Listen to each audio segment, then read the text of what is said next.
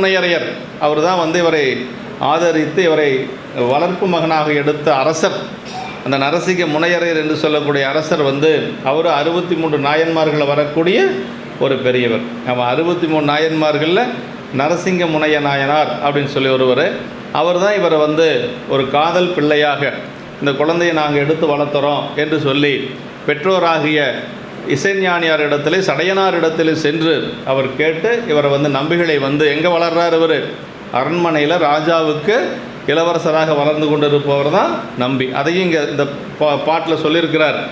ஆதரித்து ஈசனுக்கு நரசிங்க முனையரையன் ஆதரித்து ஈசனுக்கு ஆட்செய்யும் ஊர் நாவலூர் என்று சொல்லி சொல்கிறாருங்க. வன்மைகள் பேசிட வன்தொண்டன் என்பதோர் வாழ்வு தந்தார் என்று சொல்லி எனக்கு ஒரு பெரிய வாழ்வு கொடுத்தார் சாமி என்று சொல்லி இந்த பதிகத்தில் சொல்கிறாருங்க.